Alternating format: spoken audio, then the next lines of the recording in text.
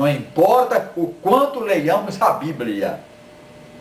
Ele diz, compare esta afirmação com João 14, versículo 6. Eu sou o caminho e a verdade e a vida. Ninguém vem ao Pai senão por mim. Não é através de uma sociedade, não é através de uma organização, não é através de uma religião. Jesus é o caminho, não precisa estar filiado, subjugado por uma sociedade, um corpo de líderes.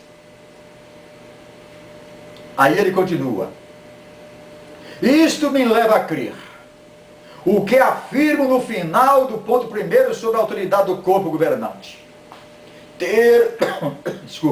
Termo sem base bíblica, sendo uma única reunião de anciãos, registrada em Atos 15, 29, como professo instrumento legítimo usado por Jeová Deus. E ele continua na sua carta de pedido de ligamento. Passei muito tempo me fazendo estas perguntas. Tem Deus uma organização na terra, uma do tipo aqui em questão, e que usa um corpo governante para dirigi-la? Onde faz a Bíblia tais declarações?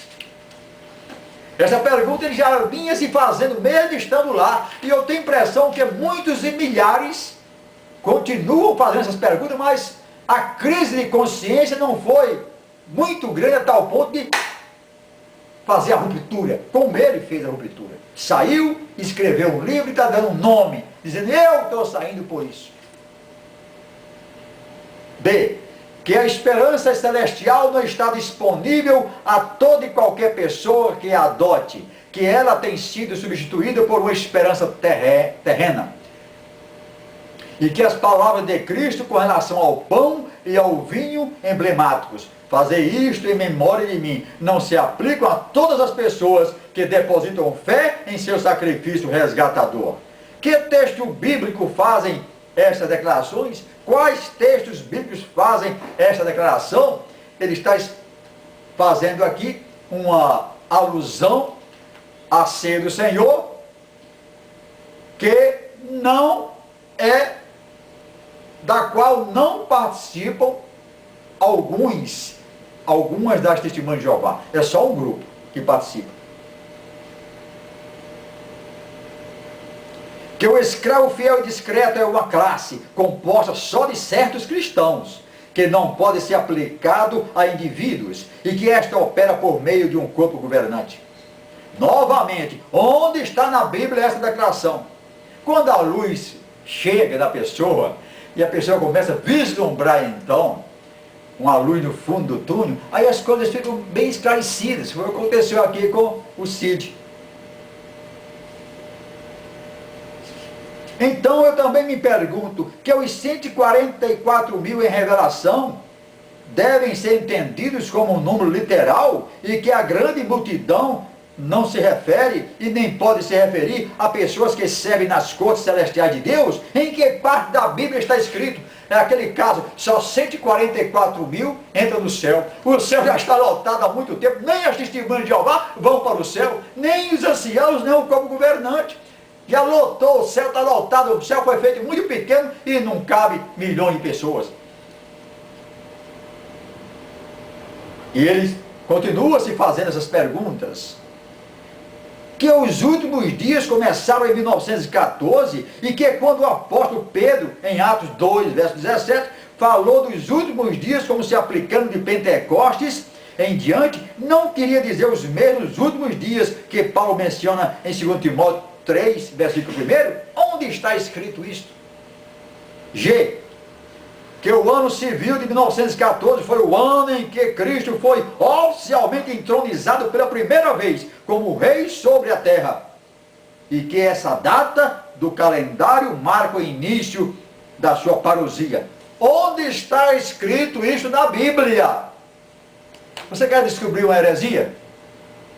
Quer fazer diferença, o que é verdade e o que não é verdade? Então eu pergunto, onde está escrito? H, que quando a Bíblia diz em Hebreus 11, versículo 16, que homens tais como Abraão, Isaac e Jacó estavam procurando alcançar um lugar melhor, isto é, um lugar pertencente ao céu, não há possibilidade alguma disso significar que eles teriam vida celestial? Onde está escrito?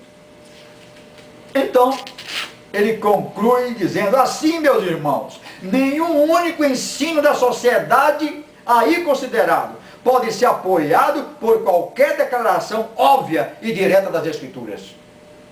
Cada um destes exige, por sua vez, explicações complicadas, combinações complexas de textos, e em alguns casos, o que se poderia considerar como uma ginástica mental na tentativa para apoiá-lo. Mesmo assim, estes ensinos foram usados para julgar o cristianismo das pessoas. Foram apresentados como base para determinar se as pessoas que têm devoltado suas vidas no serviço a Deus são apóstatas. É o que ele diz, eu já li aqui no último vídeo, dizendo que eles consideram a cristandade ou o cristianismo igreja apóstata, falsa religião. É a Babilônia de que fala a Bíblia Sagrada. Aqui, um membro lá de dentro, dizendo que não é bem assim, tudo errado. Eles receberam a luz, eles conheceram a verdade, porque eles confrontaram. Tem que confrontar, meus amados, confrontar a Bíblia com o que você recebe, o ensinamento que você recebe. Nós não podemos acreditar em homens, mas temos que acreditar na palavra de Deus. Assim, reafirmando o meu amor por todos os meus irmãos, vou orar para que todos vocês façam seu próprio julgamento sobre o que aqui coloco sinceramente. Continuo acreditando e jamais vou deixar de acreditar em tudo aquilo que a Bíblia diz. E não me considero apóstata. Mas, por motivo de consciência e convicto de que, embora essa organização ensine muitas coisas boas e produza ainda muitas pessoas honestas, peço meu total desligamento e vínculo com a sociedade Torre de Vigia e despeço-me daqueles com os quais tenho convivido, não porque não mais desejo sua associação, mas por saber que não mais me será permitido falar com os mesmos, nem me associar livremente com todos. Atenciosamente, Cid de Farias Miranda. Essa última colocação aqui merece um comentário. Ele que viveu lá, ele sabe. Quando um filiado, um seguidor, se desliga por livre e espontânea vontade, os outros que ficam são proibidos de ter qualquer tipo de convívio com eles. A testemunha de Jeová sabem disso. Ele passa a ser da religião apóstata passa a ser um diabo em pessoa. Isso é público e notório e dito em vários testemunhos e em livros também. Então ele já sabe que perdeu muitos amigos. Não pode mais nem cumprimentar, não pode ir à casa da pessoa, ainda que seja da própria família. Ainda que seja irmão biológico, não pode, é proibido. E as pessoas aceitam isso, meus irmãos. Aceitam. Porque existe um medo de ser desligado. É um medo terrível que eles impõem. É o terror. O medo de não obedecer. Mas nós devemos obedecer a Cristo. Quando nós cremos em Jesus Cristo, o crer significa também obedecer a Cristo. Agora, se um grupo religioso vem com palavras que não condizem com a Bíblia Sagrada, não temos obrigação nenhuma de obedecer. Então, meus amados, fique com essa palavra em seu coração e reflita. Se você faz parte dessa organização, reflita. Se você quiser conhecer este livro aqui, me inscreva, que ele me deu autorização para dar seu endereço, no seu telefone, me inscreva. Eu poderei fazer esse contato. E tudo isso aqui é para a glória de Deus. Amém.